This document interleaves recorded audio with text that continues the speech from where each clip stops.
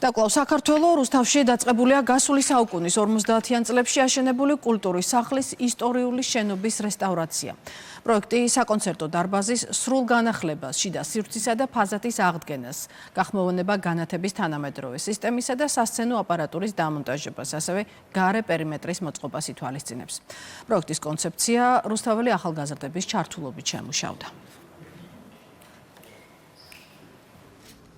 ამ რეაბილიტაციის შემდეგ შეიძენს სრულიად ახალ სახეს, როგორც ვიზუალურს, ასევე შინაარსიც იქნება განსაკუთრებული.